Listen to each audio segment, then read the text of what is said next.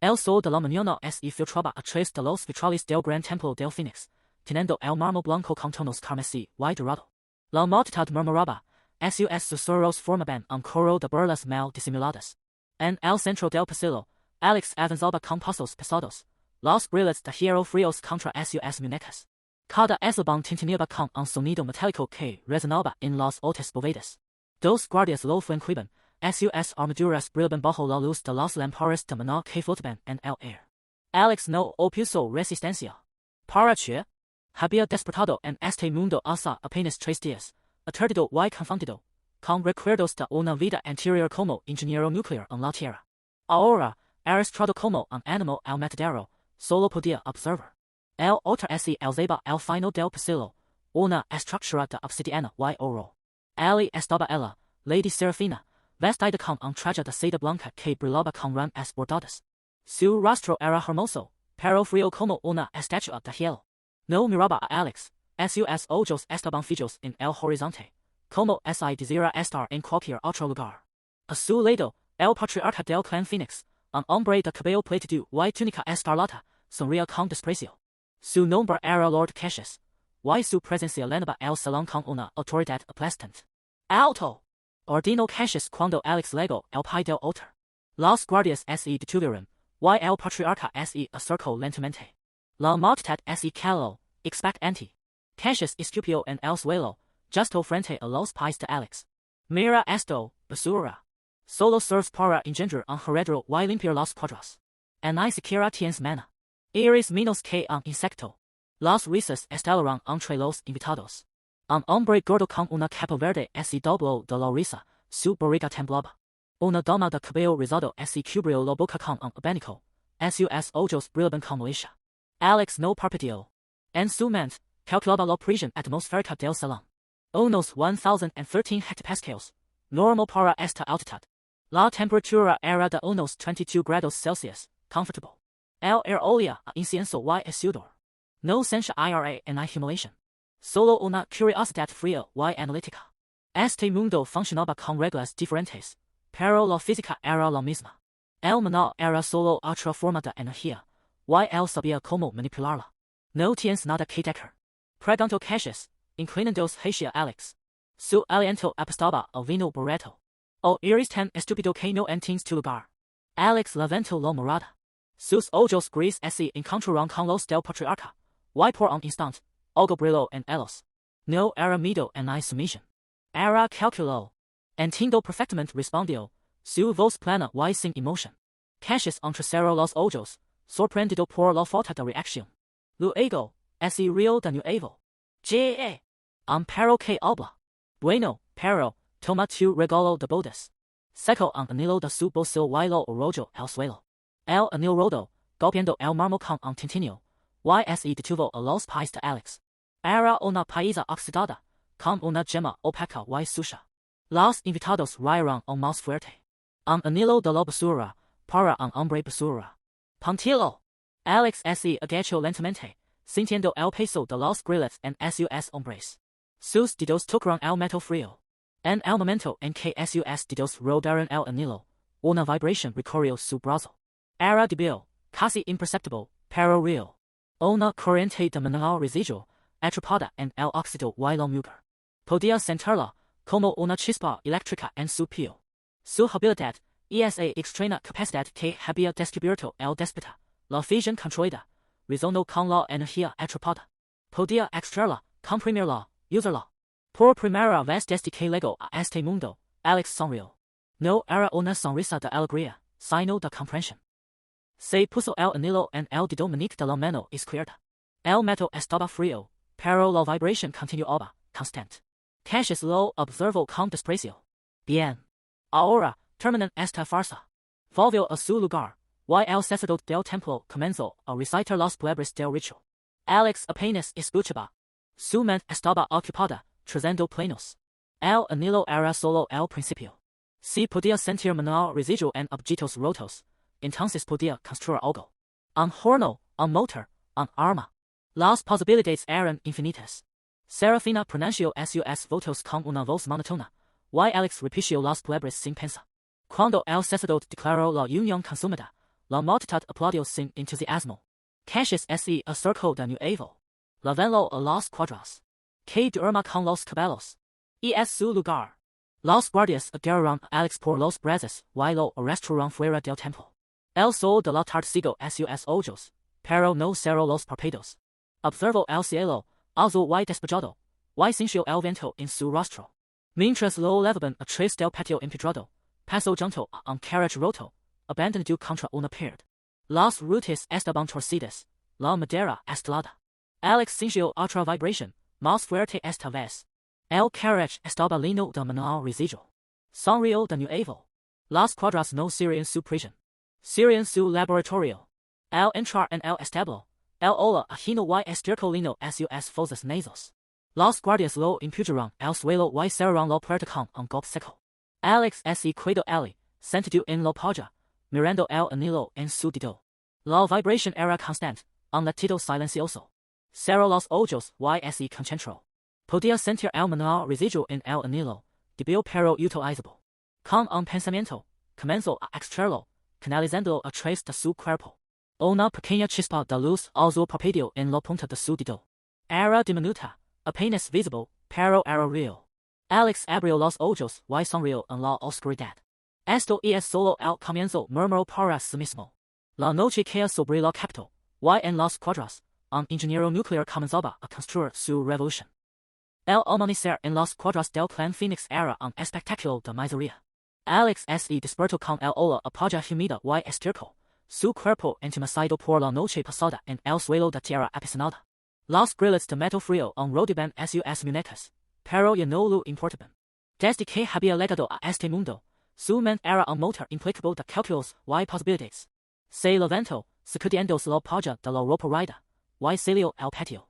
El sol apenas se asomaba sobre los muros de piedra del clan, bañando el bajuro cercano con una luz dorada y polvorienta. Allí, entre escombros de carruajes rotos y artefactos mágicos desechados, yacía el tesoro que Alex había detectado la noche anterior, maná residual. Para los magos del clan, esos objetos eran basura inútil, pero para él, eran combustible. Su habilidad de fusión controlada vibraba en su interior, como un sexto sentido que lo permitía sentir la energía atrapada en la materia. Alex caminó hacia el montón de basura, sus pies descalzos hundidos en el lodo. El head oxidado y maná rancio llenaba el air. Se ardió y comenzó a revolver los restos, un fragmento de cristal de un hechizo fallido, una rueda de carruaje estelada, y una piedra de invocación rota, del tamaño de un puño. La piedra estaba agrietada, con un brillo tenue en su núcleo. Alex la tomó, sintiendo el zumbido familiar del maná residual atrapado en su interior. Era como un latido débil, casi imperceptible. Cerró los ojos y se concentró. Su habilidad de fusión controlada se activó, y sintió como el maná residual fluía hacia sus dedos, como agua a través de una grieta. Pero el proceso era doloroso, un drenaje de energía que lo arrancaba el aliento. Su cuerpo temblaba, y el sudor frío perlaba su frente. La piedra en su mano comenzó a calentarse, y una luz tenue emergió de las grietas. Alex apretó los dientes, forzando la compresión del maná. Era como intentar apagar un incendio con las manos desnudas, pero no se detuvo. Poco a poco, el maná residual se condensó en una pequeña esfera de luz, del tamaño de una canica, que flotaba sobre su palma.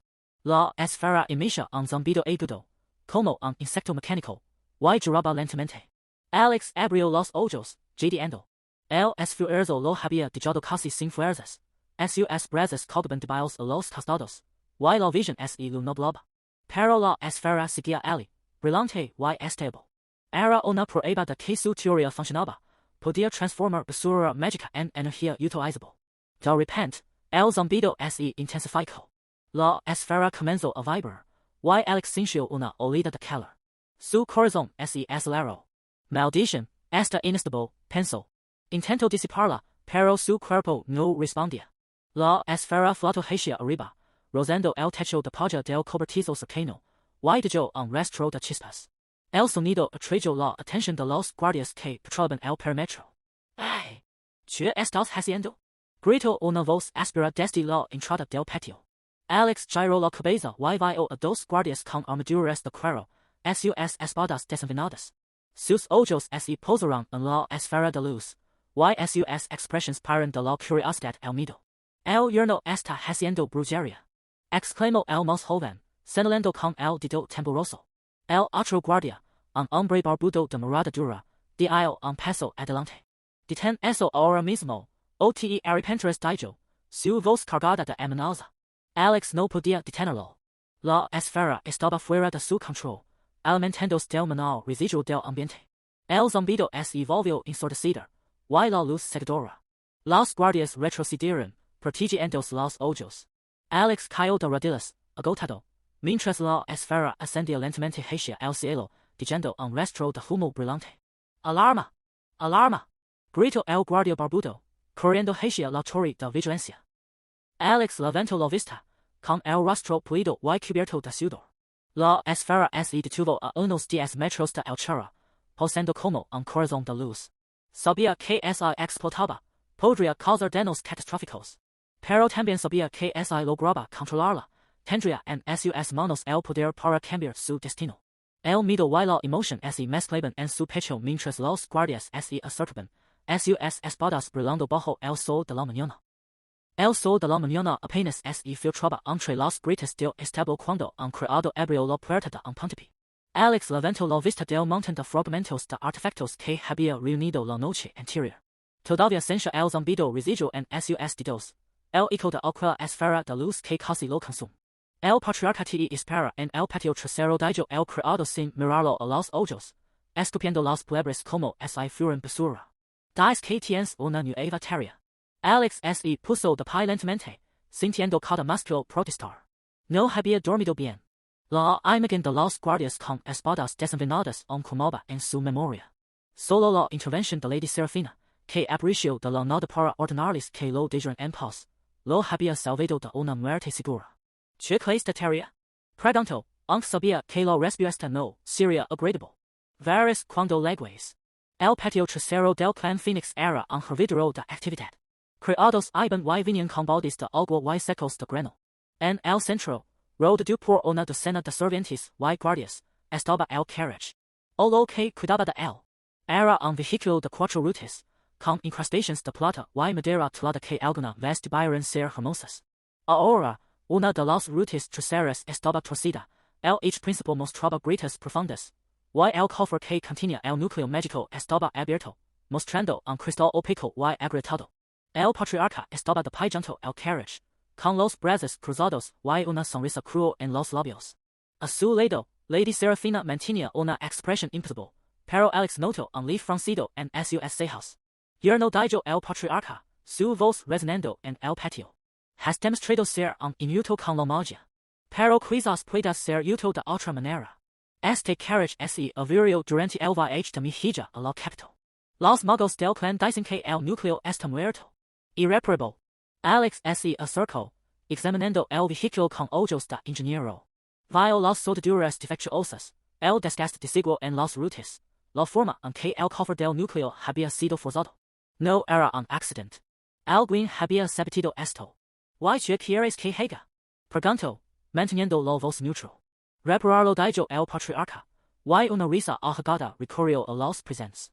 Tienes 3 días. Si no lo logras, te enviar a las minas del norte. Ali podrás ser útil cavando piedras. Las risas se hicieron más fuertes. Alex sintió el calor subir a sus mejillas, pero se obligó a mantener la calma. Miró el carruaje, luego el patriarca, y finalmente asintió. Aceptó. El patriarca parpadeó, claramente sorprendido por la falta de resistencia. Luego sonrió, mostrando los dientes como un lobo. Bien. Que nadie lo ayude. Si toca algo que no debe, que lo azoten. Dio media vuelta y se marchó, seguido por su séquito de ayudadores. Lady Seraphina se quedó un momento, mirando a Alex con una expresión que él no pudo descifrar. Luego, sin decir palabra, también se fue. Los criados se dispersaron rápidamente, diciendo a Alex solo con el carruaje averiado. El silencio del patio era opresivo, roto solo por el viento que silbaba entre los edificios. 3 días murmuró Alex, pasando una mano sobre la madera estelada. No necesito 3 días. Comenzó a desmontar el carruaje paisa por paisa. Las rutas salieron con facilidad, los ejes estaban sueltos. Trabajó durante horas, ignorando el hambre y la sed, mientras el sol se movía lentamente sobre su cabeza. Para el mediodía, el carruaje era solo un esqueleto de madera y metal. Alex se sentó en el suelo, rodeado de paisas, y examinó el núcleo mágico. Era un cristal de maná, del tamaño de un puño, con una red de grietas que lo atravesaban como venas. Estaba muerto. No emitía en él una chispa de energía. Pero el marco está intacto, dijo en voz alta, pensando. Las rutas pueden reemplazarse. Las ellas pueden soldarse. Lo que necesito es un motor. Recuerdo los fragmentos de artefactos que había recolectado. Piedras de invocación rotas, varitas agrietadas, anillos sin poder. Todos contenían mineral residual, energía que nadie más podía ver en el usar. Fusión controlada susurró, cerrando los ojos. Puedo extraerlo. Puedo comprimirlo. Paso el resto del día en la carbonería, improvisando un horno con ladrillos y barro. Uso las herramientas de los herreros del clan, que lo miraron con desprecio pero no intervinieron. Soldo, martillo, ajustó. Cuando el sol comenzó a ponerse, tenía un cilindro de metal, del tamaño de un barro pequeño, con una cámara en el centro donde planeaba colocar el núcleo de manal comprimido. Paris una caldera, dijo una voz a sus espaldas. Alex se giró. Era uno de los criados, un joven flaco con el rostro sucio de Holland. Es una caldera, respondió Alex. Una caldera de vapor. ¿Vapor? El criado rió. Vas a mover un carruaje con vapor. Eso es cosa de cuentos de hadas. No es un cuento de hadas. Es física. El criado negó con la cabeza y se marchó, murmurando algo sobre el loco del sótano. Alex ignoró el comentario y continuó trabajando. Cuando la noche cayó, el motor de vapor estaba listo. Era un artilugio tosco, hecho de piezas de deco y soldaduras imperfectas, pero Alex sabía que funcionaría. Colocó el cristal de manal comprimido en la cámara central, selló la tapa con plomo fundido, y conectó las tuberías a un pequeño depósito de agua que había improvisado con un barro de vino vacío. Mañana lo probar, dijo, limpiándose el sudor de la frente. Y entonces verán. Pero no espero hasta mañana. En la oscuridad de la noche, con el patio vacío y los guardias distraídos, Alex subió al carruaje. El motor estaba montado en la parte trasera, conectado al eje trasero mediante una cadena de hierro. Las rutas eran nuevas, hechas con madera de los árboles del jardín que había talado sin permiso. Tomó una respiración profunda y encendió el horno. El motor tosió, escupió una nube de vapor, y luego se caló. Alex maldijo en voz baja. Ajustó una válvula, giró un tornillo, y lo intentó de nuevo. Esta vez, el motor rugió. El vapor silbó a través de las tuberías, la cadena se tensó, y el carruaje tembló como un animal despertando. Vamos, susurró Alex, agarrando las riendas. Vamos. El carruaje avanzó un metro, luego otro. Las rutas chirriaron sobre el adequim. El motor tosió y escupió vapor, pero se movía. Alex sintió una olida de euforia. Funcionaba. Maldita sea, funcionaba. Entonces el motor se aceleró. El carruaje saltó hacia adelante, ganando velocidad rápidamente. Alex tiró de las riendas, pero no había frenos. El vehículo atravesó la puerta del patio, derribando las tablas de madera, y salió disparado hacia la calle principal de la mansión. ¡Alto! ¡Alto! Gritó Alex, pero el carruaje no obedecía. Detrás de él, escuchó gritos. Los guardias habían visto la luz del horno, el humo, el carruaje despejado. Las campanas de alarma comenzaron a sonar. El carruaje dobló una esquina, casi volcando, y se dirigió directamente hacia la plaza central del clan. Alex se aferró al asiento, el viento azotando su rostro, mientras el motor rugía como un demonio. Y entonces, en medio de la plaza, vio el patriarca. Estaba de pie, rodeado de sus consejeros, con una copa de vino en la mano. Su expresión pasó de sorpresa a horror cuando el carruaje, envuelto en vapor y humo, se detuvo a solo un metro de él, las rutas chirriando sobre la piedra. El silencio fue absoluto. Alex saltó del carruaje, temblando, y se enfrentó al patriarca. El hombre mayor estaba pálido, la copa de vino temblorosa en su mano. Está reparado, dijo Alex, su voz resonando en la plaza vacía. ¿Cómo pediste? El patriarca abrió la boca, pero no salió ningún sonido.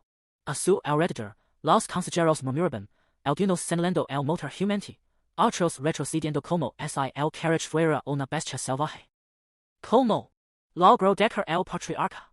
Ciencia, respondió Alex. No magia. CNCA. Y mientras el humo del motor se elevaba hacia el cielo nocturno, Alex supo que esta era solo la primera batalla de una guerra que apenas comenzaba. El sol de la mañana apenas se filtraba entre las nubes de ceniza que corrompen la capital del reino, pero en el patio del gran clan Fénix, el aire ya estaba cargado de tensión. El patriarca, Lord Cassius Fénix, se erguía como una estatua de mármol frente a una docena de nobles reunidos. Su capa carmesí, bordada con hilos de oro, andaba con cada brisa, sus ojos, fríos como el acero, recorrían el carriage que Alex había reparado. El vehículo, una mezcla grotesca de madera estelada, tuberías de cobre y un tambor de vapor improvisado, desprendía un silbido constante que hacía encajar a los criados. Mira esto, Lord Aldrich dijo Cassius, señalando el carriage con desdén. Mi yerno, el inmuto sin maná, ha convertido un artefacto de la familia en una caldera de herrero. Y tú quieres apostar tu carriage de guerra contra esto en la carrera del mediodía. Lord Aldrich, un hombre robusto de barba canosa y armadura de placas ornamentos, soltó una risa guttural. Su carriage, tirado por dos caballos de crin ígnea, brillaba con ramas de velocidad gravitas en cada panel. Las rutas, forjadas en acero de magma, chisporteaban con energía mágica. Apuesto mi carriage y 100 monedas de oro contra el tuyo, Cassius. Es una lástima que tu yerno haya destruido lo único valioso que te quedaba. Pero es gano, mi levar también ese ridículo sombrero de plumas que usas en las cacerías. Los nobles rieron. Alex, de pie junto al carriage, sintió el peso de las moradas. Sus manos, manchadas de hollín y cortadas por el metal, apretaron una lathe inglesa que había fabricado esa mañana. No necesitaba magia para saber que el motor de vapor era inferior a la potencia bruta de un carriage mágico de guerra. Pero no necesitaba ganar limpiamente. Solo necesitaba ganar. Acepto dijo Cassius, sin mirar a Alex. Pero es pierda, Aldrich, mi poder con tu mention en la colina este. El trato se seo con un apretón de manos. Alex sintió que el suelo se desmoronaba bajo sus pies. El patriarca no solo apostaba el carriage, apostaba su dignidad, su futuro, y quizás su vida. Si perdía, Cassius lo enviaría a las minas del norte antes de que el sol se pusiera. Señor susurró un criado flaco, el mismo que había llamado a Alex loco del sótano, el motor está sobrecalentado. Las válvulas de cobre están a punto de reventar. Alex asintió, sin apartar la vista del carriage de Aldrich. Lo sé. Por eso voy a conducir yo mismo. El criado palideció. Pero usted no tiene maná. Si el motor explota. Si explota, al menos me llevará ese pavo real conmigo, murmuró Alex, sabiendo el asiento del conductor. El tambor de vapor rugió, y el carriage tembló como un animal salvaje. La carrera comenzaría en la plaza central, recorrería 3 kilómetros por las calles empedradas de la capital, y terminaría en la puerta oeste del Palacio Río. Una multitud se había congregado a ambos lados del recorrido, comerciantes, campesinos, nobles con sus criados. Todos querían ver el yerno desechable estrellarse contra las piedras. Prepárense, gritó el heraldo, alzando una bandera carmesí. Alex colocó las manos sobre los controles improvisados. Una palanca de madera conectada a una válvula de cobre, un pedal de hierro que regulaba la inyección de vapor, y un dial de latón que medía la presión del maná comprimido que había extraído de una docena de artefactos rotos. El maná residual, almacenado en un frasco de vidrio selado con cera, burbujaba con una luz verdosa. 3. Gritó el heraldo. Alex cerró los ojos. Podía sentir el maná residual, como un zumbido eléctrico en el aire. Con cada latido de su corazón, el zumbido se intensificaba. Su habilidad, fusión controlada, lo permitía no solo extraer el maná, sino comprimirlo, acelerarlo, liberarlo en una explosión controlada. Era como manejar un reactor nuclear en miniatura, pero sin las barras de control. 2. Lord Aldrich, en su carriage de guerra, se ajustó los guantes de cuero. Los caballos de crin ígnea piafaban, sus cascos dejando marcas carbonizadas en el adecuado. 1. La bandera cayó. El carriage de Aldrich se lanzó hacia adelante como una flecha de fuego. Las ramas de velocidad brillaron, y las rutas de acero de magma dieron un surco gigante en la calle. La multitud rugió. Alex giró la válvula al máximo.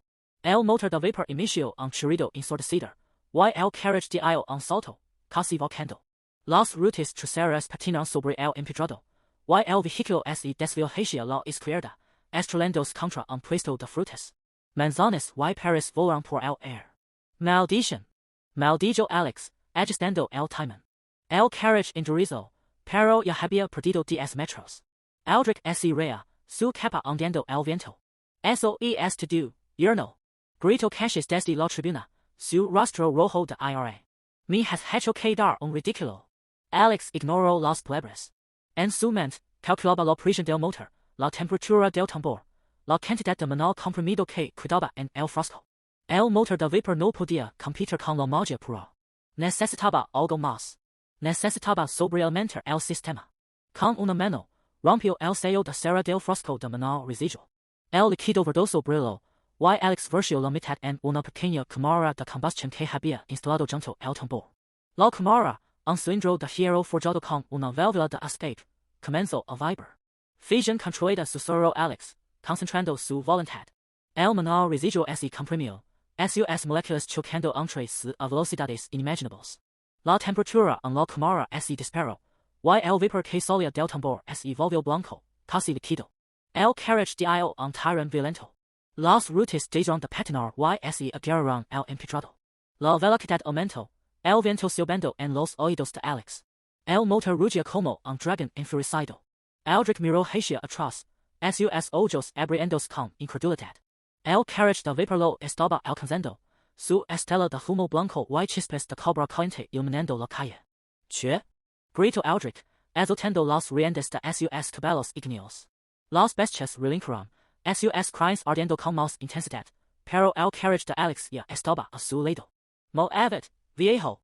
Gritó Alex, girando el timón. El carriage de vapor se desvió, rozando el costado del vehículo de Aldrich.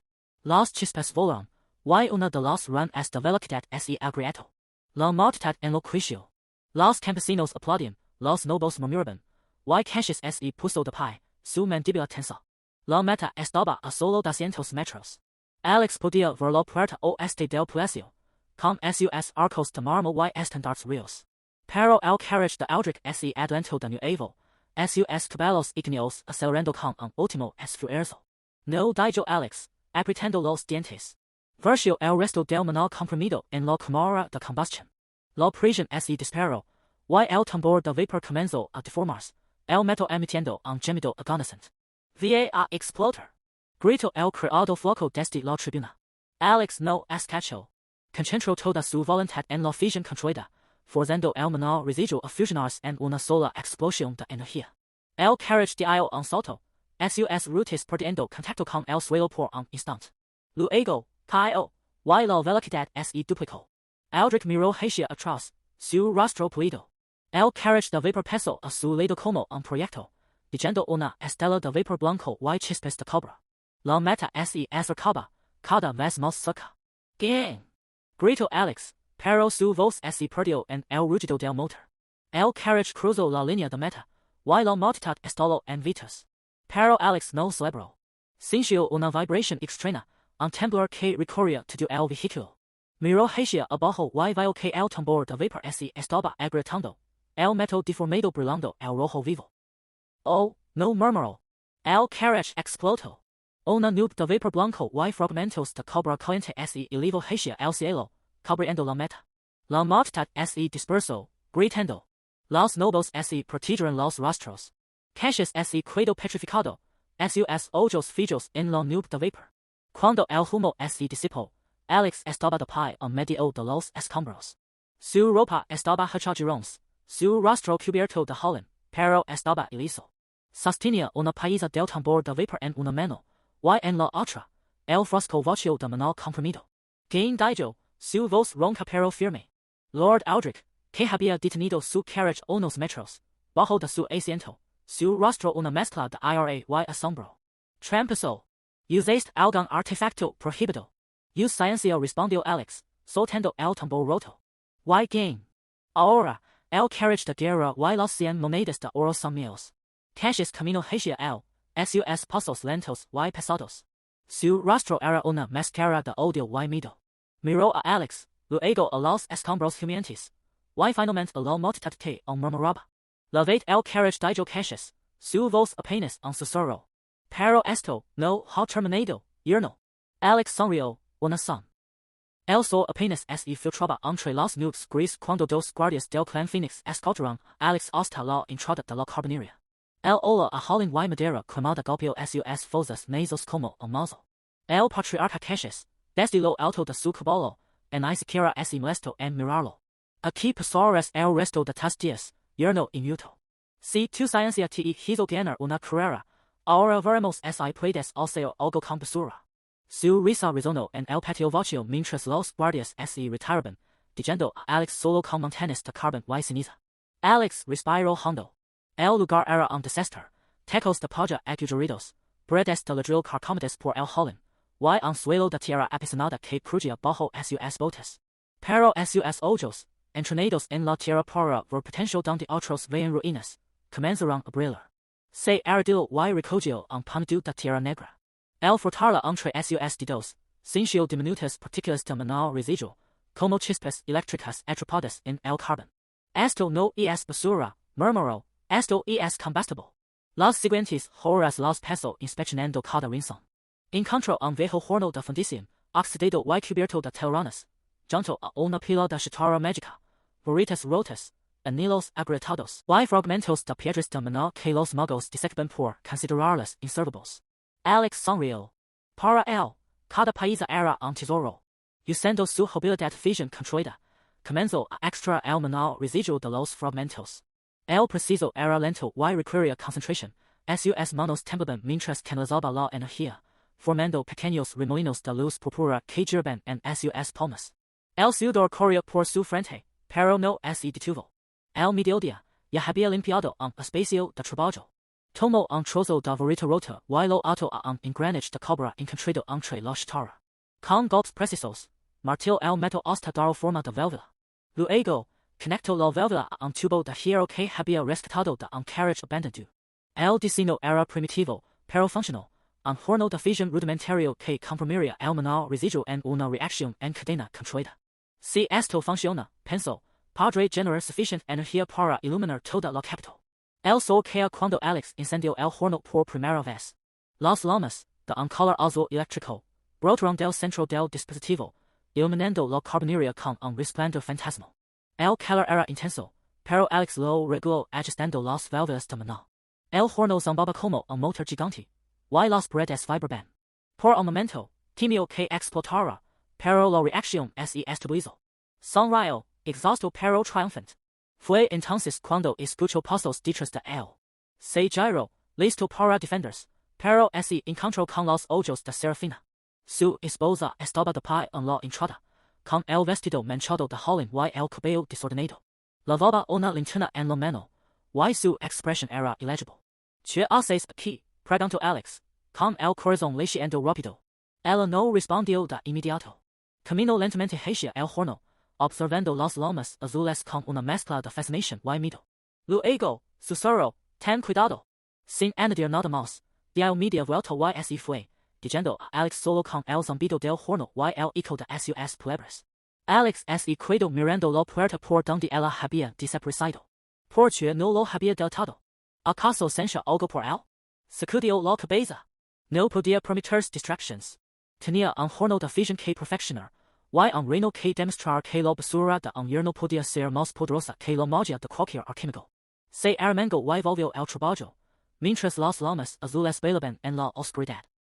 El sótano de la carbonería olía a carbón y metal oxidado. Alex se secó el sudor de la frente con el dorso de la mano, los dedos manchados de Holland. El horno de fusión rudimentario frente a él era una marana de tubos de cobre, hierro fundido y fragmentos de varitas rotas, todo conectado con alambre de cobre que había robado de los establos. La llama azul eléctrica que había logrado encender la noche anterior parpadeaba débilmente, como un suspiro agonizante. Necesitaba un catalizador. Algo que pudiera estabilizar la reacción en cadena y convertir aquella chispa en una fuente de energía sostenible. Sus ojos recorrieron el montón de chatarra mágica apilada en las esquinas, anillos agrietados, pergaminos chamuscados, varitas partidas por la mitad. Todo eso ya lo había exprimido, extrayendo cada gota de maná residual con su habilidad de fusión controlada. Pero no era suficiente. La energía se disipaba tan rápido como la generaba, como agua entre los dedos.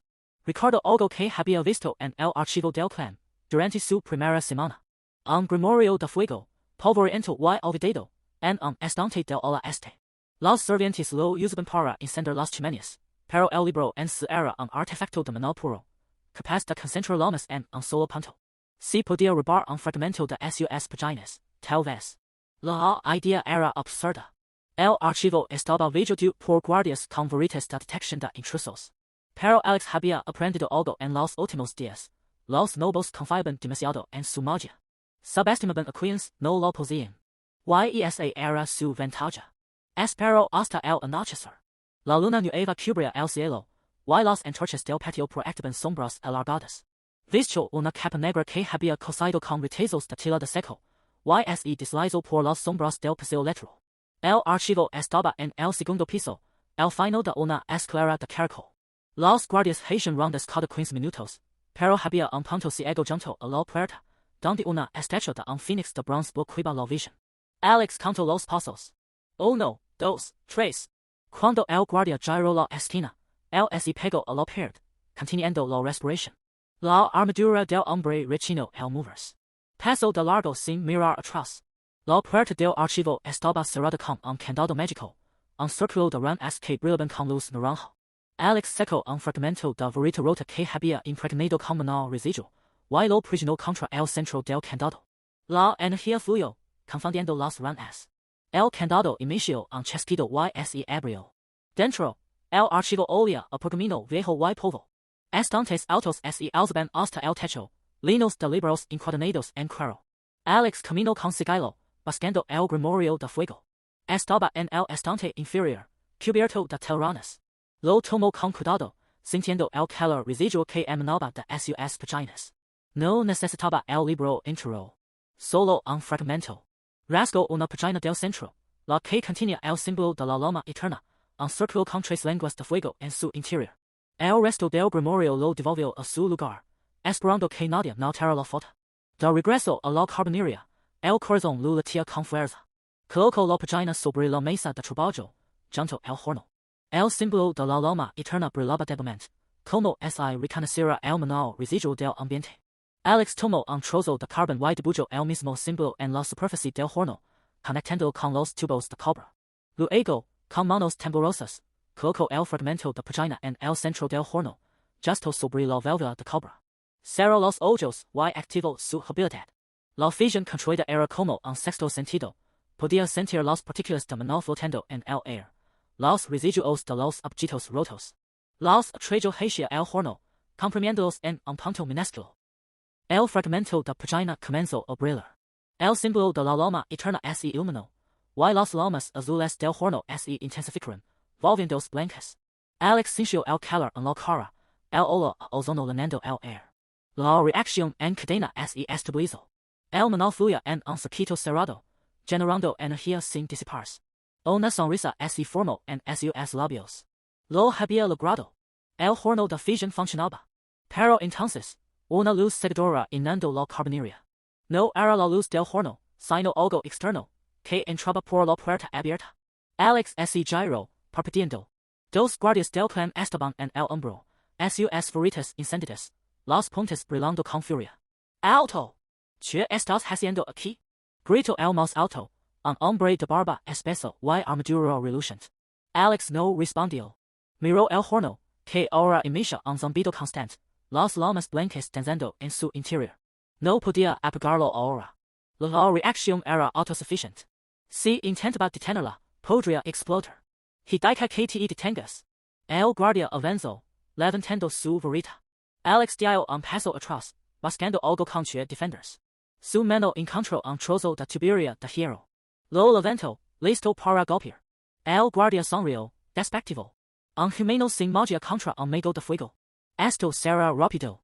Pero antes de que pudiera lanzar su hechizo, el horno emitió un rugido. Las llamas blancas se elevaron, formando una columna de luz que atravesó el techo de la carbonería. El suelo tembló. Los guardias cayeron de rodillas, sus varitas apagándose. Alex sintió el poder flor atrás de él, la energía del horno conectada a su propia habilidad. La fusión controlada se había fusionado con el grimorio. Ahora, el horno no solo generaba energía, era un arma. Miró a los guardias, sus ojos brillando con luz blanca. Esto no ha hecho más que empezar. El amanecer sobre la capital del reino de Etheria siempre había sido dorado, venendo las torres de mármol con una luz que los nobles llamaban bendición del maná. Pero el cielo amanecía tenido de un naranja enfermizo, como si un dios herido estuviera sangrando sobre el mundo. Alex lo notó apenas salió de la carbonería, con las manos manchadas de hollín y el olor a cobra caliente impregnado en su ropa. El horno de fusión, su cazuela de cobra, rugía suavemente en el sótano, una bestia dormida que esperaba su momento. YERNO, deja de holgazanear. Gritó un guardia desde la entrada del patio. El patriarca convoca a todos los hombres habios al salón principal. Un demonio de nivel se acerca. Alex parpadeó, el corazón latiendo con fuerza. Nivel S en la Tierra, eso sería un desastre nuclear sin contención. Aquí, era un monstruo que los arcamagos temían incluso mencionar. Se limpió las manos en el lento y camino hacia el salón, sintiendo el peso de su invento en cada paso. Las calles estaban vacías, los comerciantes cerrando sus puestos con prisas. El air olía amido, su dorencio y maná en descomposición. El salón principal del clan Fénix estaba abarrotado. El patriarca, Lord Cashin Fénix, se erguía en su trono de obsidiana, con la túnica roja impecable y el bastón de rubí brillando con poder contenido. A su lado, Lady Seraphina vestía una armadura ligera de plata, su rostro pulido pero firme. Alex se quedó en la entrada, entre los sirvientes, pero él lo vio. Sus ojos se encontraron un instante, y él notó un destello de preocupación en su mirada. Archimago Valerius ha confirmado el avistamiento. Anunció Cashin, golpeando el bastón contra el suelo. Un demonio de tipo ácido, temano clina. Se mueve desde las montañas quebradas hacia la capital. Llegará al anochecer. Un murmullo de pánico recorrió la sala. Los magos del clan, vestidos con túnicas azules y verdes, intercambiaban miradas nerviosas. Un joven archimago, de barba recortada y ojos arrogantes, dio un paso al frente. Patriarca, nuestras defensas mágicas pueden contenerlo. El gran escudo de maná resistirá cualquier ataque ácido. Solo necesitamos tiempo para reunir a los clans. Tiempo. Bifurcación. El demonio estará aquí en horas, no días. Los otros clans están a medio día de distancia. Nos defenderemos solos. Alex sonrió. Una sonrisa fría, calculadora, que solo Seraphina notó. Él sabía que el escudo de maná era inútil contra ácido de nivel S, lo había visto en los grimorios que robó. El ácido demoníaco corroe el maná como agua hirviendo sobre hiel. Pero su cazuela de cobra podía generar un rayo de fusión que desintegrara cualquier materia, incluido ácido. ¿Y el yerno? Preguntó el mago mayor, señalando a Alex con desdén. ¿Acaso piensa luchar con sus cacharros de hierro? Las risas estallaron. Alex no se inmutó. Dio un paso adelante, la voz firme. Señor Patriarca, tengo un dispositivo en la carbonería que puede generar una descarga de energía capaz de destruir al demonio. Solo necesito que me den acceso a la torre de vigilancia para apuntar. El silencio fue ensordecido. Cashin lo miró como si hubiera visto a un perro hablar. Tu cazuela de cobra. Dijo, la voz gelida. Esa basura que construiste con desechos. Pretendes salvar la capital con chatarra. No es chatarra, señor. Es un horno de fusión nuclear. Puede liberar más energía que todos sus arcamagos juntos. Blasfemia. Gritó el archimago joven. El maná es la única fuente de poder puro.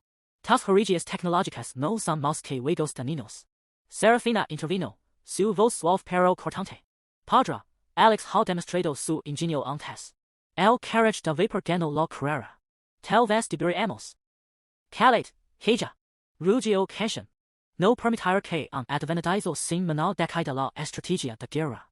Guardias, leven a este loco a su carbonería y encadenenlo. No quiero que interfiera con los preparativos. Dos guardias se acercaron, pero Alex levantó una mano. No necesito cadenas. Me iré por mi cuenta. Pero recuerda mis palabras. Cuando el escudo caiga, cuando el ácido queme sus torres, mi cazuela será su única salvación. Se dio la vuelta y salió del salón, sintiendo las miradas de odio y desprecio clavadas en su espalda.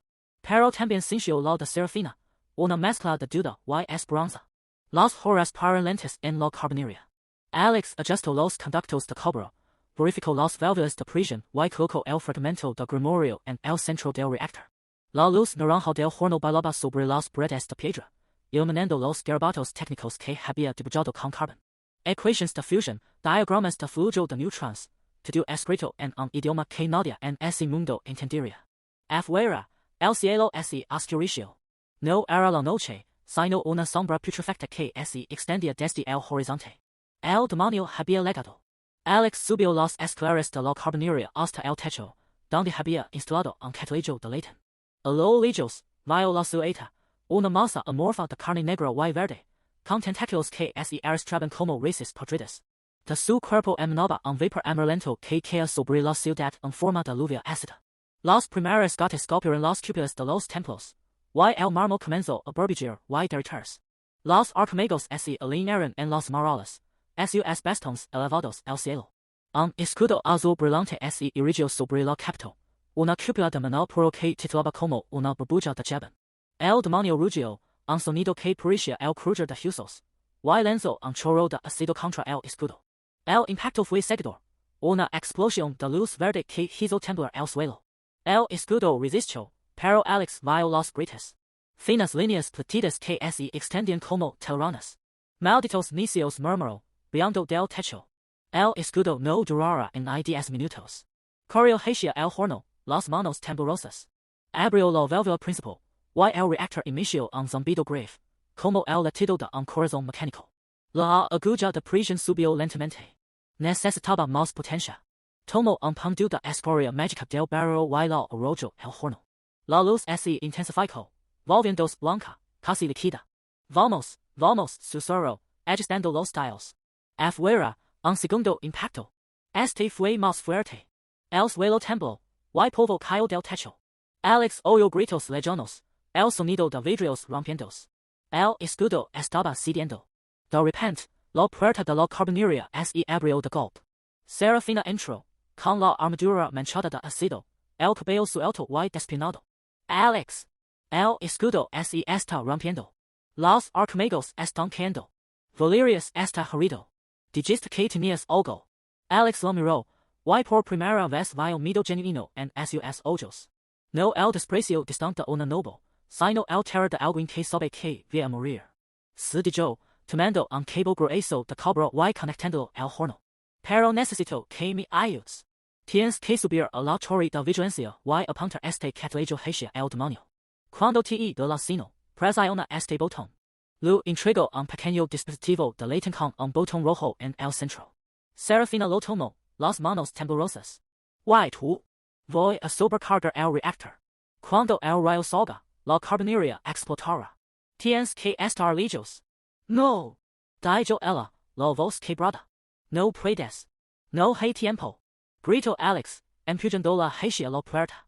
Confía en mí, Seraphina. Por una vez, confía en mí. Ella dudó un segundo, luego asintió y salió corriendo. Alex la vio desaparecer entre las sombras de la calle, y luego cerró la puerta.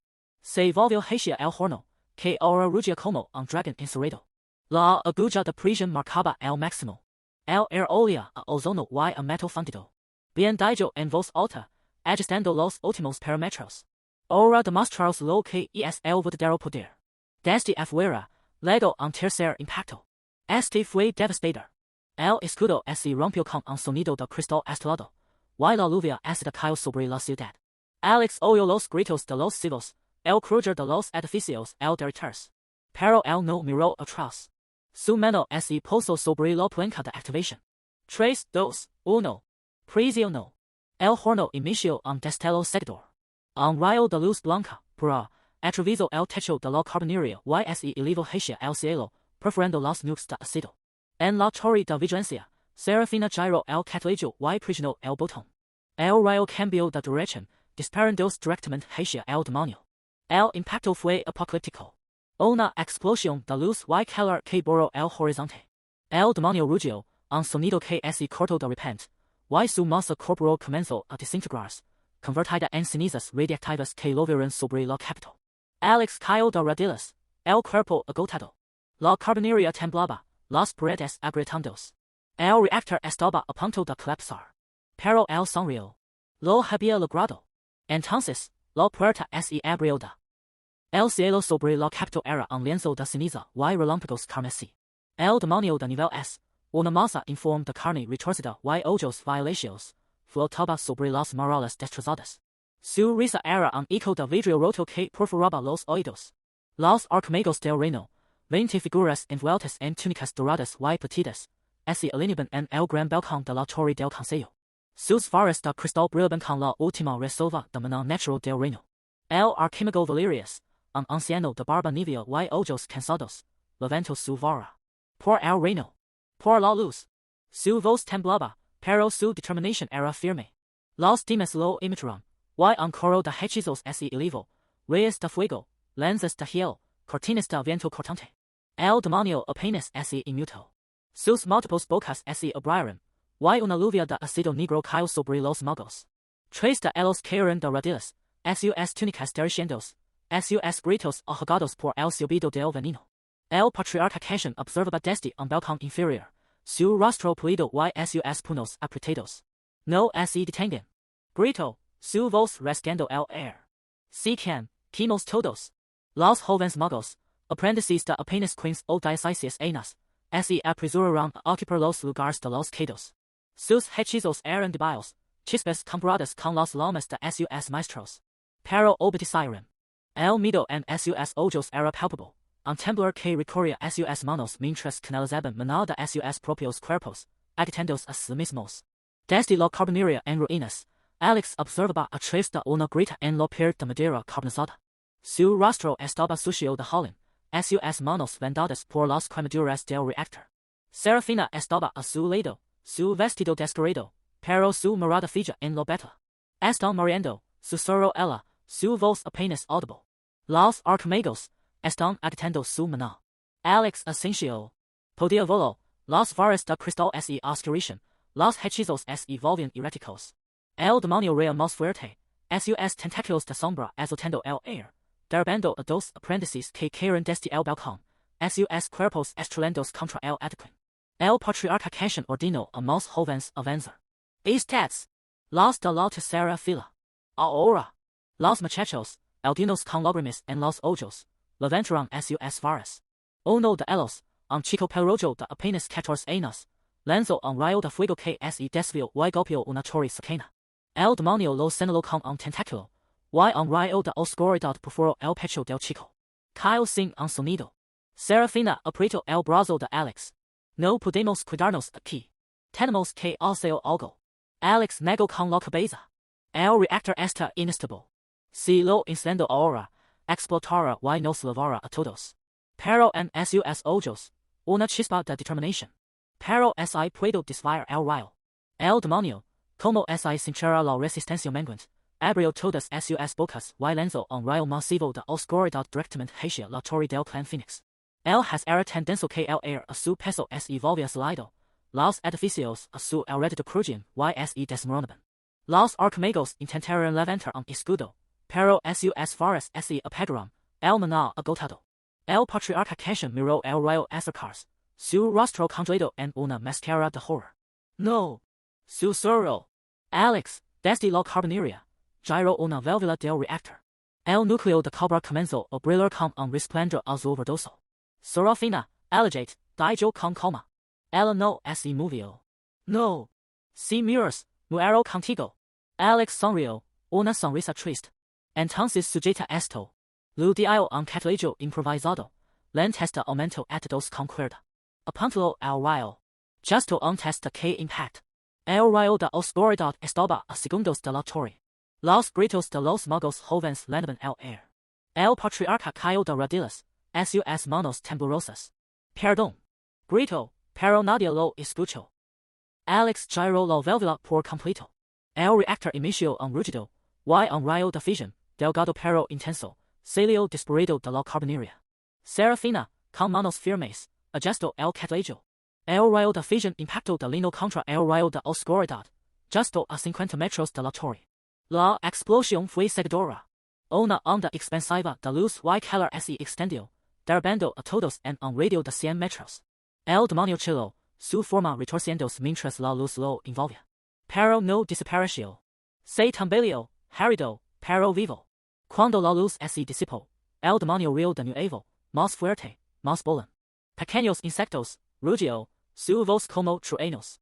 Su última esperanza un destello. Aora, Moran. Y Levento on Tentaculo, Apentando Directamente a la Carbonaria. Alex y Seraphina Esteban and el Suelo, Atertidos. El Reactor Humaba, el Núcleo Agrietado. No Functional, murmuró Alex. Seraphina lo tomo de la mano. Lo intentamos. El demonio lenzo en rayo de oscuridad hacia ellos.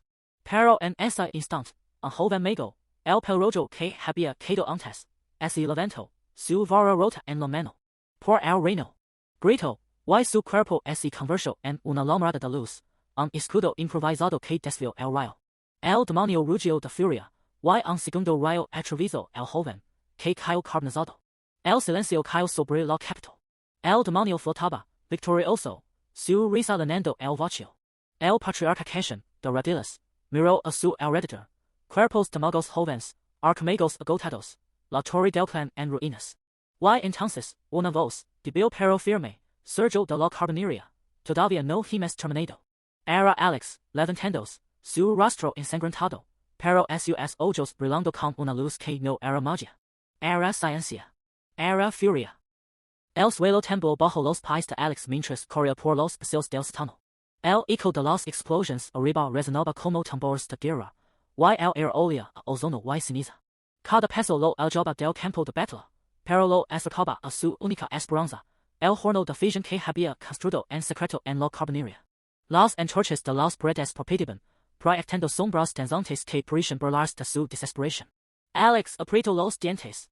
Recordaba el rostro del joven pelrojo, ese niño de 14 años que había quedado frente a sus ojos. No podía permitir que su sacrificio fuera en vano. Llegó a la puerta de hierro de la carbonaria. Estaba oxidada, cubierta de hollín, y chorreó al abrirse. El interior era un chaos de herramientas, tuberías y cristales rotos. En el centro, como un otro de chatarra, se alzaba su creación, un cilindro de cobre de 3 metros de alto, rodeado de cables y válvulas. Lo llamaban la cazuela de cobre, un apodo que los criados usaban para burlarse de él. Pero Alex sabía que esa cazuela podría salvar la capital. Se acercó al panel de control, una tabla de madera con interruptores de latón y dials de vidrio. Sus manos temblaban, pero no de miedo. Era adrenalina. Había pasado semanas recolectando maná residual de objetos rotos, bolitas quebradas, anillos agrietados, pergaminos carbonizados. Todo ese poder estaba ahora comprimido en el núcleo del horno, esperando ser liberado. Vamos, maldita si murmuró, ajustando una válvula.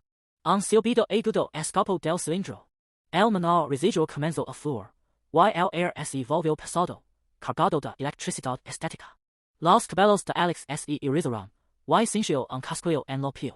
Era la fuma de la fusión construida, el poder que había traído de la tierra y que ningún mago del reino podía comprender. El horno empezó a vibrar. Un zumbido grave llenó la carbonaria, y las herramientas en las mesas comenzaron a saltar. Alex giró una rueda de hierro, abriendo una compuerta. Un chorro de luz blanca emergió del núcleo, seguidor, caliente. El techo de madera crujió, y las vigas comenzaron a humir.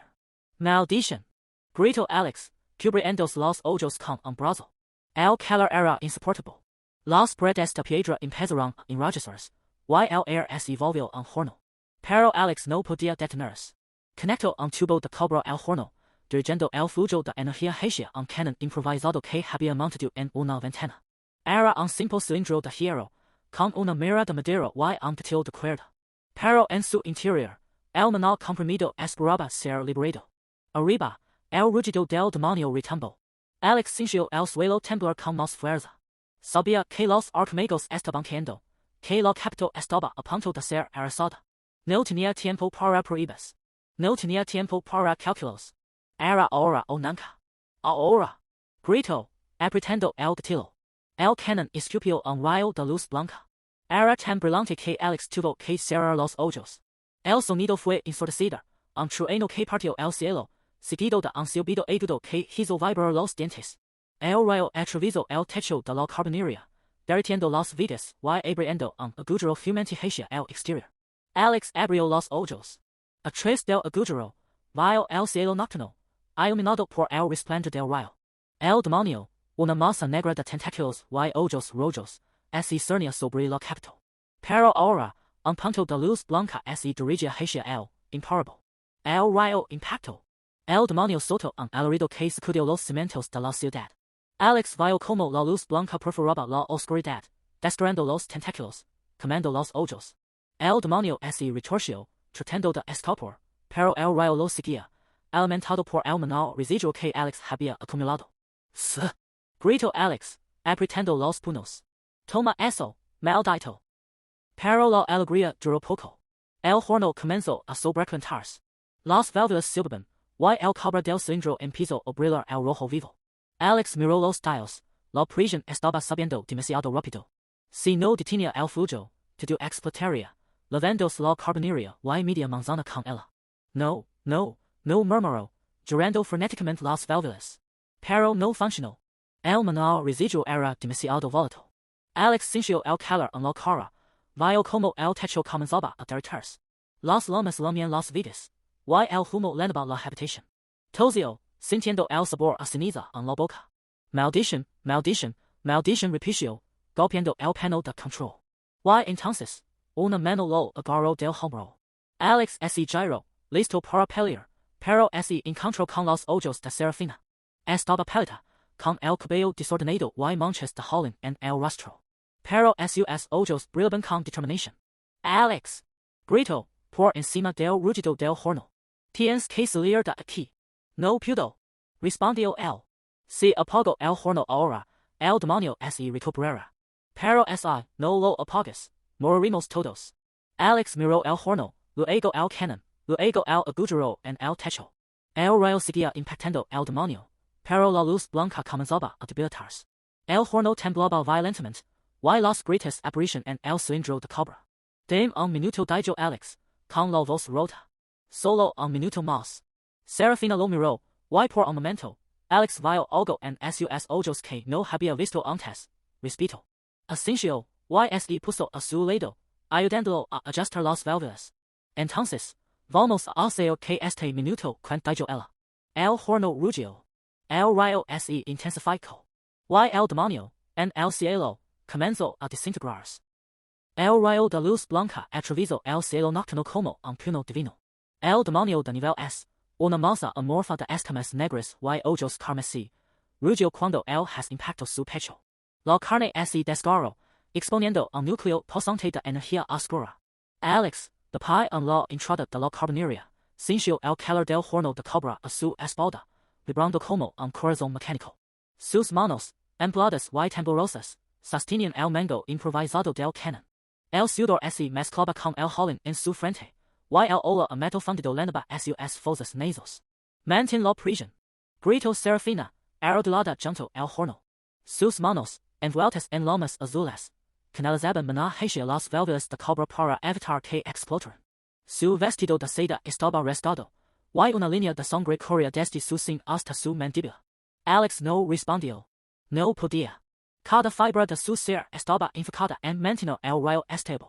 El maná residual que había extraído de docenas de artefactos rotos, varitas quebradas, anillos agrietados, pergaminos carbonizados se consumía en una danza caótica dentro del horno. El demonio contraatacó. Lanzó un tentáculo de sombra que atravesó el aire con un silbido. Alex giró el cañón apenas a tiempo. El tentáculo impactó el suelo a su lado, levantando adoquines y polvo. La explosión lo arrojó contra la pared de la carbonería. Sintió el crujido de sus costillas, el sabor a cabra en la boca. Pero no soltó el mango. El rayo vaciló, parpadeó, y luego se intensificó. Alex, gritó Seraphina, su voz apenas audible sobre el rugido del horno. Él forzó una sonrisa, aunque la sangre manchaba sus dientes. Todavía no terminó, Sierra. El apodo era nuevo, pero salió natural. Ella lo miró, sus ojos azules brillando con algo que no era solo magia. Miedo, quizás. Oh, respetó. El horno comenzó a emitir un gemido agudo. Las placas de cabra se deformaban, abotándose como si algo quisiera escapar. Alex sabía que el límite estaba cerca. El maná residual era inestable, una mezcla de esencias incompatibles que solo su habilidad de fusión controlada podía mantener unidas. Pero incluso él tenía un techo. La temperatura dentro del horno debía estar superando los 1000 grados. Las llamas lamían el techo de la carbonería, que ya era un recuerdo carbonizado. Ahora, gritó Alex, apretando una válvula que había diseñado para liberar presión. El Horno Temple, y en segundo rayo, más delgado pero más concentrado, ese unio el primero. El demonio rugió, su forma corpórea comenzando a desintegrarse. Escamas volaban en pedazos, disolviéndose en cenizas antes de tocar el suelo. El núcleo oscuro pulsó frenéticamente, como un corazón en paro, y luego se quebró. Una grita, fina como un cabello, recorrió su superficie. El demonio chilló, un sonido que perforó tímpanos y rompió ventanas en un radio de 100 metros. Seraphina se cubrió los oídos, pero Alex no se inmutó. Sus ojos estaban fijos en la grita. Vio como se expandía, como la luz blanca del rayo se filtraba en la oscuridad del núcleo. Era hermoso, de una manera aterradora. Como una supernova en miniatura. Alex, el horno, dijo Seraphina, señalando las placas de cobre que ahora brillaban al rojo vivo. Lo sé. El soto el mango y corrió hacia ella. La tomó del brazo y la geló hacia la entrada de la carbonería. Agachate. Se cubrieron justo cuando el horno explotó. La onda expansiva derribó el edificio, lanzando escombros en todas direcciones. Alex sintió como el calor lo envolvía, como el aire se volvía sólido por un instante. Luego, silencio. Un silencio roto solo por el crepitar de las llamas y el lamento distante de las sirenas de la ciudad. Alex abrió los ojos. Estaba boca abajo, con Seraphina debajo de él. Su espalda ardía, pero podía moverse. Se incorporó lentamente, ignorando el dolor que lo recorría la columna. El polvo y el humo oscurecen su visión. Tosió, escupió tierra, y miró hacia arriba. El demonio había desaparecido. Donde antes se alzaba la masa de escamas y sombras, solo quedaba un cráter gigante. El suelo estaba cubierto de cenizas y fragmentos de núcleo oscuro que se disipaban lentamente en el aire. Alex sonrió, aunque su rostro estaba quemado y cubierto de ampollas. Lo había logrado. Había matado a un demonio de nivel S con una cazuela de cobre y basura mágica. Alex, susurró Seraphina, poniéndose de pie. Su mano encontró la de él, y la apretó con fuerza. Estás vivo. Sí. El río, una risa ronca y polvorienta. Y el demonio no. La capital estaba en ruinas. Edificios derrumbados, calles agrietadas, y un silencio que pasaba como una losa. Pero desde las sombras, figuras comenzaron a emerger. Guardias, civiles, y finalmente, los miembros del gran clan Fénix. El patriarca, Lord Aldrich, encabezaba el grupo. Su túnica de seda roja estaba manchada de hollín, y su rostro, usualmente arrogante, mostraba una mezcla de incredulidad y horror. Alex se puso de pie, temblando. Seraphina lo sostenía, pero él se soltó suavemente. Camino hacia el patriarca, cogiendo, con el rostro quemado y la ropa hecha jirones.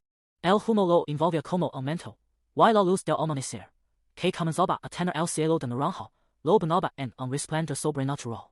Patriarca dijo Alex, su voz ronca pero firme. He completo.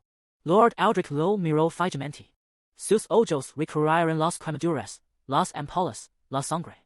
Luego se posaron en el cráter, en los restos del demonio, en el horno destrozado que quemaba. El patriarca tragó saliva. Sus rodillas temblaron. Y entonces, ante la mirada atónita de todos, cayó de rodillas. Perdón, susurró, su voz apenas murmuró. Perdón, Alex. Alex no respondió. Se limitó a sonreír, una sonrisa cansada pero triunfante. El sol se elevaba sobre la capital, bañando las ruinas en una luz dorada. El amanecer radiactivo había llegado. El humo se elevaba del cráter humeante cuando Alex se puso de pie. Alex observó el patriarca por un largo momento. El hombre que lo había despreciado, que lo había tratado como un insecto, ahora suplicaba por su vida. Era un espectáculo patético. Pero también era una oportunidad. Está bien, dijo Alex, viendo el lenzacojíz lentamente. Pero recuerda esto, Lord Aldrich, la próxima vez que me subestimes, no habrá súplica que te self. Porque la próxima vez, no traer un lenzacojíz. Traer el sol. El patriarca exhaló un suspiro tembloroso y se desplomó sobre sus rodillas, la cabeza gacha. Los guardias bajaron sus armas, algunos diciendo caer sus espadas al suelo. El aire se llenó de un alivio tenso, como si el mundo entero hubiera contenido la respiración y ahora, por fin, pudiera exhalar. Alex se volvió hacia Seraphina. Ella lo miraba con una mezcla de asombro y gratitud. Dio un paso hacia él y, para su sorpresa, tomó su mano quemada entre las suyas. Gracias Sussurro. El Ascencio, sin palabras. El lenzico hits cogaba perseguimiento a su lado. El zumbido disminuyendo lentamente. El sol comenzaba a salir, teniendo el cielo de naranja y rojo. El crater humanity a sus espaldas era un recordatorio de lo que había logrado, y de lo que estaba dispuesto a hacer para protegerlo.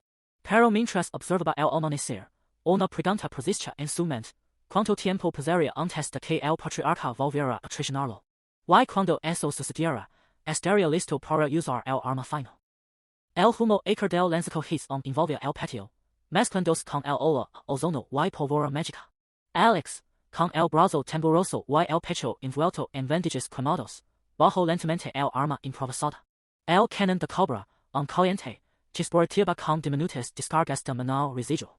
Frente a él, Lord Aldrich, el patriarca del clan Fénix, seguía de rodillas sobre las losas agrietadas, su túnica de seda carmesí manchada de ceniza y tierra.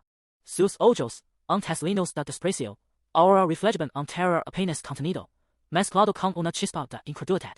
Seraphina, de pie entre ambos, tenía el rostro pulido como la luna. Su mano derecha extendida, como si hubiera intentado detener una catástrofe, temblaba ligeramente. Miró a su padre, luego a Alex, y tragó saliva con dificultad. El silencio se alargó, roto solo por el crujido de las brasas en el horno de fusión del sótano, que seguía rugiendo con un calor subterráneo. No despair dijo Alex, su voz ronca por el esfuerzo y el dolor de las costillas fracturadas. Cada palabra le costaba un pinchazo en el pecho, pero se obligó a mantener la mirada firme. No porque usted lo merezca, patriarca, sino porque Seraphina me lo pidió. Lord Aldrich levantó la cabeza, sus canas despeinadas y su barba desalnada. Parecía un león viejo acorralado, pero orgulloso. ¿Qué eres? Preguntó, su tono entre susurro y exigencia. ¿Qué clase de magia es esa? No es maná puro. No es hechicería. Es sucio, violento, antinatural. Alex soltó una risa amarga que le arrancó una mueca de dolor. Se apoyó en la parte carbonizada del cobertizo, diciendo el lenzico hits apoyado contra su pierna. No es magia, señor. Es ciencia. Fusión controlada. Yo no nací con maná, pero aprendí a ver el que otros tiran. Cada artefacto roto, cada hechizo fallido, desde un rastro. Yo lo recojo, lo comprimo, y lo libero. Como un sol en miniatura. Los ojos del patriarca se abrieron ligeramente. Basura. Estás diciendo que usas desechos mágicos. Exacto. Mientras ustedes desprecian lo que consideran inútil, yo construyo reactores con chatarra. Ese horno en el sótano no es más que una olla de cobra con escoria de maná y un sistema de compresión que diseño en mi cabeza. Pero puede generar suficiente energía para iluminar media capital. Oh, como ves, para desintegrar un demonio de nivel S. Seraphina dio un paso adelante, su voz temblorosa pero firme. Alex, ¿por qué no nos dijiste antes? Podríamos haberme escuchado. La interrumpió él, sin ira, solo con cansancio. Cuando lag, me llamaron el YERNO inútil. Me relegaron a las cuadras. Me dieron carriages rotos y me dijeron que los arreglara. Creen que alguien me habría tomado en serio si hubiera dicho que podía construir un reactor nuclear. Lord Aldrich se puso de pie lentamente, sacudiéndose el polvo de las rodillas. Su mirada se había vuelto más calculadora, menos hostil. ¿Y qué planeas hacer ahora? Destruirnos. Tomar el control. Alex negó con la cabeza, sintiendo el peso de la fatiga en cada músculo. No. Quiero construir algo más grande. Un reactor de fusión. No para destruir, sino para dar energía a todo el reino. Imagina, sin necesidad de magos, sin depender de maná natural. Luz, calor, protección. Incluso podremos alimentar las defensas de la ciudad sin que los arcamagos tengan que sacrificarse. El patriarca frunció el seno. Fusión. ¿Qué es eso? Es como la fusión, pero más limpia. Más poderosa. Junta átomos en lugar de portarlos. Genera energía sin los residuos que viste hoy. Pero necesito un laboratorio. Herramientas. Materials. Y, sobre todo, que digan de la mar basura. Seraphina se acercó a Alex, colocando una mano sobre su hombro. Padre, ha demostrado su valía. El demonio está muerto. La capital está a salvo. Maurice respeto. Lord Aldrich suspiró profundamente, como si exhalara décadas de orgullo. Tendrás tu laboratorio. El ala este del castillo, lo que usaban los alquimistas. Esta abandonada, pero tiene espacio y chimeneas. YTE der acceso a los almacenes de artefactos rotos. Pero a cambio, quiero que me enseñes. Quiero entender esta ciencia. Alex levantó una ceja, sorprendido. Usted aprenderá un yerno inmuto. No soy tan orgulloso como para no reconocer el poder cuando lo vio, respondió el patriarca, con una mueca que casi era una sonrisa. Además, si vas a salvar el reino, prefiero estar de tu lado que frente a tu canon. Antes de que Alex pudiera responder, un estruendo de cascos resonó en el patio. Un mensajero, sudoroso y pulido, saltó de su caballo y corrió hacia ellos, ignorando las miradas de los criados que aún se escondían tras las columnas. Lord Aldrich, Lady Seraphina, Jadio el joven, arodandos. Urgent. Un cuervo negro lego del este. El emperador demonio ha enviado un ultimátum. El patriarca tomó el pergamino saldo con cera negra. Lo rompió y leo en silencio. Su rostro se tornó gris. Exige la rendición incondicional del reino en 3 días. Si no, enviará un ejército de nivel SS. Dice que el demonio que mataste era solo un explorador. Seraphina miró a Alex, sus ojos llenos de miedo y esperanza. Podemos detenerlo. Alex apretó la mandíbula, sintiendo el dolor de las quemaduras y las costillas. Con un reactor de fusión, sí. Pero necesito tiempo. Y que nadie me interrumpa. El mensajero añadió, con voz temblorosa, Señor, el cuervo también dijo esto. Secó un fragmento de cristal negro, que latía con una luz púrpura. El tocarlo, una voz distorsionada resonó en la mente de todos. El que meto a mi siervo, que se prepare. Lo quiero vivo. Lo quiero para mí. Alex sintió un escalofrío recorrer la espalda. El emperador demonio lo conoce. Lo bastaba. Y ahora, el tiempo se había convertido en su enemigo más cruel. El ala oeste del castillo no era más que un montón de polvo y telarañas cuando Alex cruzó el umbral. Las lazas de piedra crujían bajo sus botas gastadas, y el aire olía a humedad y madera podrida. Sostenía en la mano el pergamino que Lord Aldrich lo había otorgado, un cliente por el sello de cera del clan. Un criado, un joven nervioso llamado Roderick, lo seguía con una linterna de maná que parpadeaba débilmente. Señor, aquí es donde guardaban los artefactos rotos antes de desecarlos, murmuró Roderick, señalando una puerta de hierro oxidado al fondo del pasillo. Alex asintió, ignorando el dolor en sus costillas fracturadas. Cada respiración era un recordatorio de la batalla contra el demonio, pero no podía detenerse. Abrió la puerta con un chirrido que resonó como un lamento. Adentro, montañas de chatarra mágica, varas partidas, anillos sin gemas, armaduras habladas, todo cubierto de polvo y maná residual. Sus dedos hormiguearon al contacto, sintiendo la energía latente como un zumbido eléctrico. Trim todas las herramientas que encuentras, dijo Alex, sin apartar la vista de los objetos. Martillos, tenazas, soldadores. Y consigue madera seca, mucha. Roderick asintió y salió corriendo. Alex se arrodilló y comenzó a clasificar. Un brazalete de cobre con una grieta en el núcleo, maná estable pero ineficiente. Un casco de acero con ramas borrosas, energía dispersa pero abundante. Separó los objetos en pilas, calculando mentalmente la masa crítica necesaria para su reactor. No era un horno de fusión tradicional, era una cámara de compresión de maná, un diseño que solo existía en su cabeza. Horas después, Lady Seraphina apareció en la entrada. Lavaba un vestido azul sencillo, sin joyas, y su cabello castaño caía suelto sobre sus hombros. Sus ojos recorrieron el desorden antes de fijarse en Alex, que soldaba una tubería de cobre con un soplete improvisado. ¿Necesitas ayuda? Preguntó, su voz apenas un susurro. Alex levantó la cabeza, sorprendido. Seraphina nunca se había ofrecido a ayudarlo antes. Desde la boda, lo había tratado con indiferencia fría, como si fuera un mubo molesto. Pero ahora, después de verlo desintegrar un demonio con un rayo de energía, algo había cambiado en ella. Sí, dijo él, secándose el sudor de la frente. Necesito que sostengas esta placa mientras la fijo. Ella se acercó, sus manos temblorosas pero firmes. Mientras trabajaban, el silencio era incómodo, pero no hostil. Alex podía sentir su mirada sobre él, estudiando sus movimientos, tratando de entender. ¿Qué es exactamente lo que construís? Preguntó ella al fin. Un reactor de fusión de maná, respondió él, sin dejar de soldar. Toma la energia residual de objetos rotos, y lo comprime hasta que alcanza un punto de ignition. El resultado es una explosión controlada de energía pura. Como el rayo que usaste contra el demonio. Sí. Pero este será más estable. Podrá alimentar el castillo entero durante años.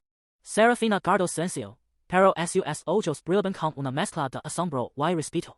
Cuando terminaron de fijar la placa, el dio un paso atrás y observó el caos organizado que Alex había creado.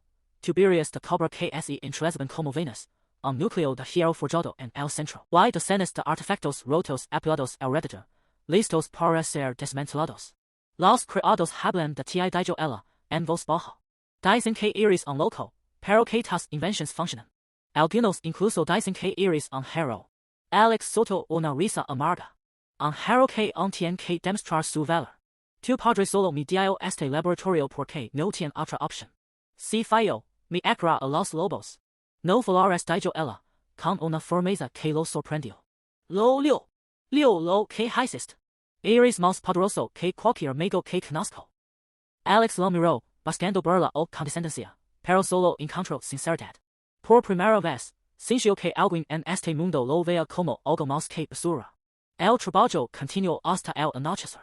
Roderick y otros criados trajeron más materiales, vigas de acero, cables de cobre, y un cristal de maná del tamaño de un puño que Alex había pedido específicamente. Los criados, que antes lo evitaban, ahora se acercaban con curiosidad y respeto. Lo ofrecían agua, comida, y preguntas sobre sus invenciones. Alex respondía con paciencia, explicando conceptos básicos de física que ellos llamaban magia extraña. Cuando el reactor estuvo casi completo, Alex dio un paso atrás para admirar su trabajo. La cámara de compresión, un cilindro de acero de 2 metros de alto, estaba conectada a un panel de control con dials y palancas.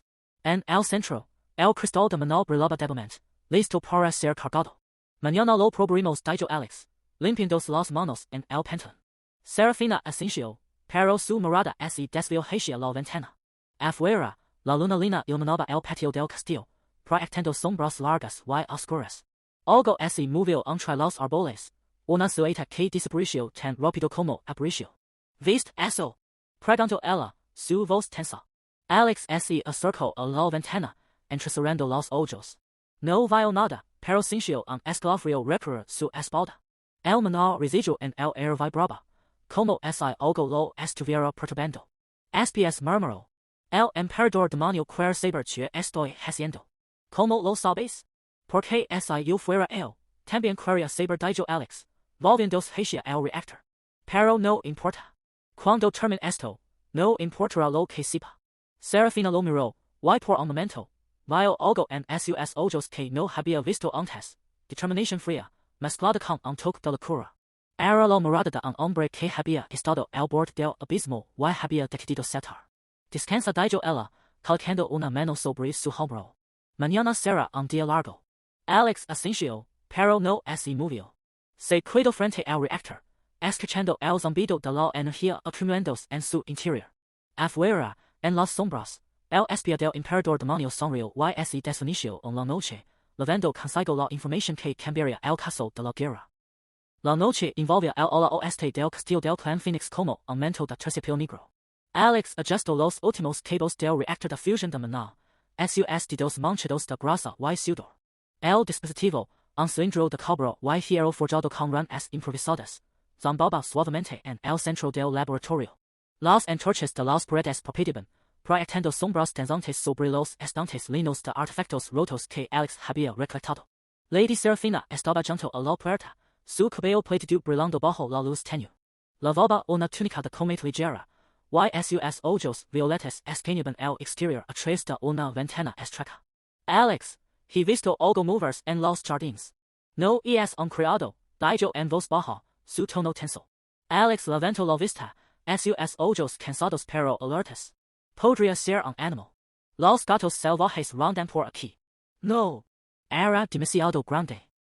Se movía con un propósito, respondió ella, su mano derecha rozando la empuñadura de una daga oculta bajo su túnica.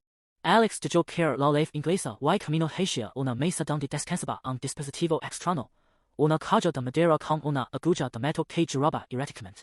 Era un sensor de radiación casero, construido con países de reales mágicos rotos, y imán de maná. Déjame verificar algo, murmuró, encendiendo el sensor. La aguja tembló un momento antes de apuntar firmemente hacia la ventana este. Hey algo allí, dijo Alex, su voz ahora grave. Y está emitiendo maná residual. No es un animal. Es un usuario de magia. Seraphina desenvainó su daga, la joya brillando con un fulgor anaranjado. Un espía. El emperador demonio debe haber enviado a alguien. O un asesino, añadió Alex, tomando un carrete de cable de cobre de un estante. Pero no entrará por la puerta principal. Este laboratorio está en el ala oeste, pero las ventanas son vulnerables.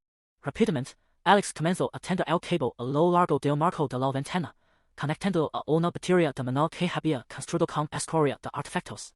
Si toca eso, recibirá una descarga de alto voltage. No lito, pero lo dejará aturdido el tiempo suficiente. Seraphina asintió, posicionándose detrás de una columna cercana.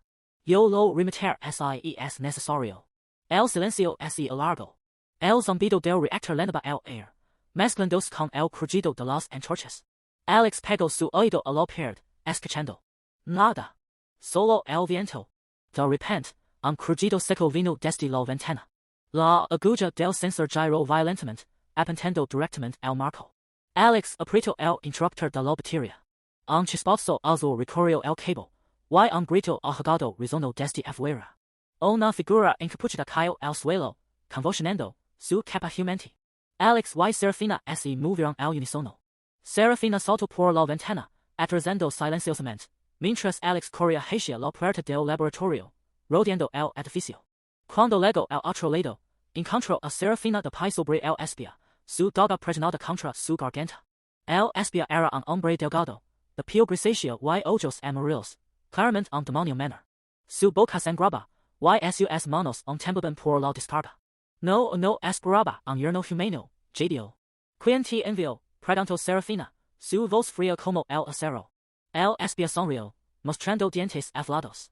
El emperador, sabe. El emperador sabe del humano que domina el maná residual. Vendrá por ti y por tu reactor. Alex se arrodilló, mirando fijamente al demonio. ¿Cómo sabe de mí? Los arcanos que sobrevivieron hablarán. El emperador tiene espías en la capital. Siempre los ha tenido. Antes de que pidieran extra más información, el espía cerró los ojos y murmuró una palabra en un idioma antiguo. Su cuerpo comenzó a brillar con una luz roja pulsante. Alejate, gritó Alex, tirando de Seraphina hacia atrás. El demonio explotó en una nube de ceniza y humo, dejando un círculo carbonizado en el cesto. Pero en el centro de la ceniza, un pequeño símbolo brillaba, un ojo con tres pupilas, el sello del emperador demonio. Seraphina apretó el puño. Ha enviado una señal. Ahora sabe que falló, pero también sabe que estamos aquí. Alex miró el símbolo, su mente yo calculando. Tendremos que acelerar los planes. El reactor debe estar listo antes de que llegue. De vuelta en el laboratorio, Alex revisó el reactor. El zumbido era constante, pero notó que una de las ranas de contención se había agrietado ligeramente. Maldición, murmuró, tomando un trozo de mineral de maná para repararla. El espía no tuvo tiempo de aceptarlo directamente, pero su explosión liberó una onda de choque que denó el sello. Seraphina se acercó, su rostro sombrío. ¿Cuánto tiempo tomará repararlo? Unas horas. Pero el emperador envía a alguien más poderoso. Alex dejó la frase sin terminar. Ambos sabían que el tiempo se acababa. Mientras trabajaba, Alex sintió una presencia en la puerta. Era Roderick, el joven criado, con una bandeja de té y vendas. Escucha la explosión, señor. ¿Están bien? Preguntó, su voz temblorosa. Estamos bien, Roderick. Pero necesito que vigiles el perímetro. Si ves algo inusual, avísame de inmediato, ordenó Alex. Roderick asintió, dejando la bandeja y saliendo corriendo. Seraphina observó el criado luego se volvió hacia Alex. ¿Confías en él? Es leal. Y tiene miedo. El miedo a veces es más confiable que la lealtad, respondió Alex, ajustando una válvula. Pero no podemos confiar en nadie más. El emperador tiene espías en todas partes. La noche avanzó. Alex saltó la runa agrietada, sus manos moviéndose con precisión a pesar del cansancio. Seraphina montaba guardia en la ventana, su daga siempre lista.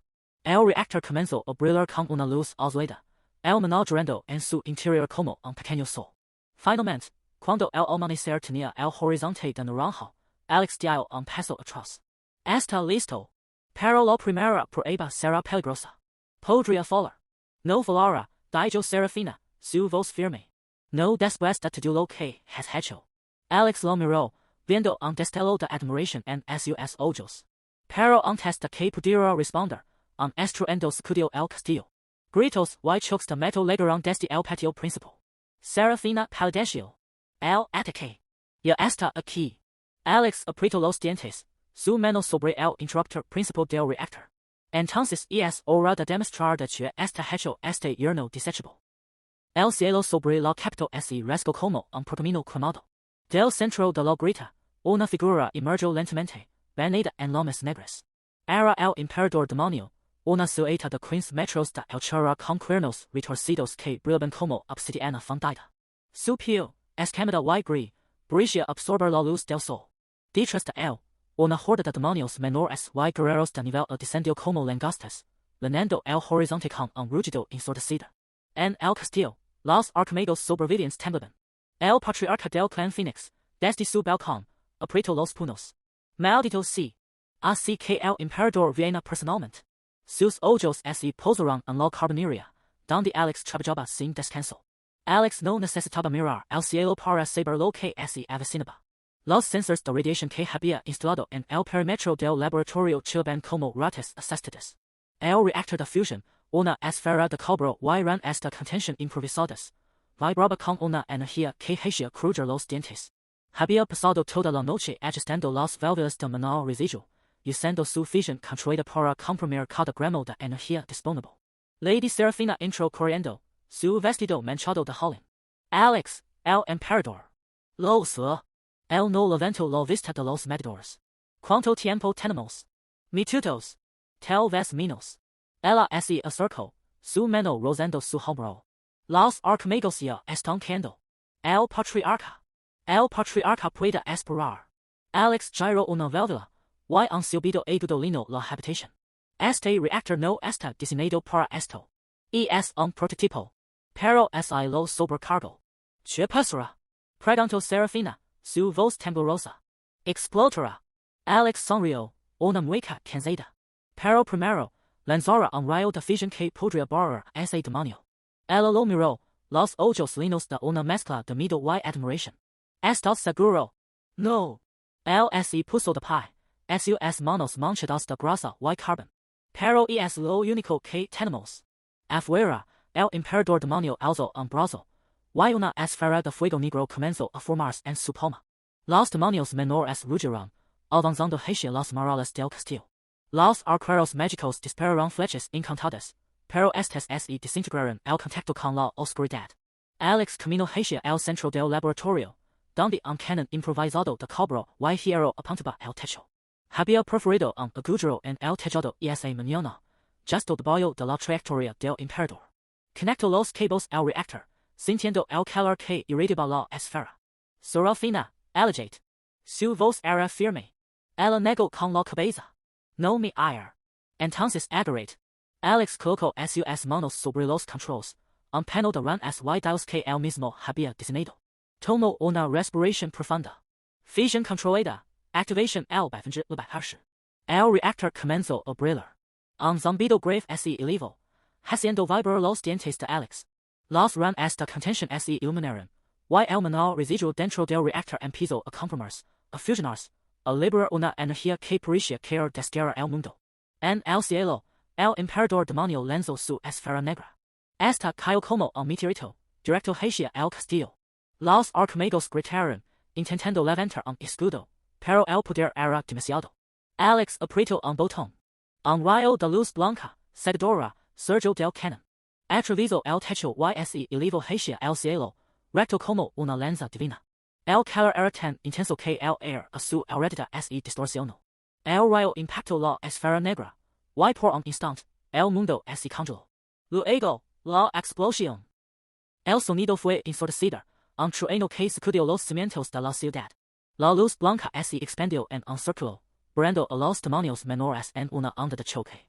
El emperador demonio rugió, levantando un escudo de sombras, pero el rayo de fusión lo atraviesa como si fuera papel. Su brazo derecho se desintegró, y el demonio retrocedió, sus ojos amarillos llenos de sorpresa. ¿Qué es esto? Bramó. En el laboratorio, Alex gritaba. El reactor brillaba peligrosamente, los runs de contención agrietándos. Sabía que solo tenía segundos. Otra vez. Gritó, girando una válvula al máximo. El segundo rayo fue más débil, pero suficiente. Impactó directamente en el pecho del emperador demonio, abriendo un agujero gigante. El demonio rugió de dolor, y su forma comenzó a desvanecerse. Esto no termina aquí, humano. Bramó antes de desaparecer en una grieta dimensional. Los demonios restantes, sin líder, comenzaron a huir. Alex soltó los controles. Sus piernas cedieron, y cayó al suelo. El reactor emitió un chirrido agudo, y los llamas comenzaron a brotar de sus gritos. Alex. Seraphina corrió hacia él, arrodillándose a su lado. Lo sostuvo en sus brazos, sintiendo su cuerpo tembloroso y caliente. Lo lograste. El reactor. Murmuró él, sus ojos vidriosos. Va a explotar. El lo abrazo más fuerte. No importa. No te dejaré. Afuera, el patriarca del clan Fénix observaba desde su balcón. La carbonería humaba, y el cielo se tenía de naranjo por los incendios. Pero el ejército demoníaco se retiraba. La capital estaba a salvo. Bajo las escaleras corriendo, su túnica ondeando. Luego al laboratorio justo cuando el reactor comenzaba a desmoronarse. Vio a Alex, desplomado en los brazos de Seraphina, y algo en su interior se rompió. Se arrodilló. YERNO. Dijo, su voz ronca. Perdóname. Alex, apenas consciente, levantó la mirada. Sus ojos se encontraron con los del patriarca, y una sonrisa débil se formó en sus labios. Luego, todo se volvió negro.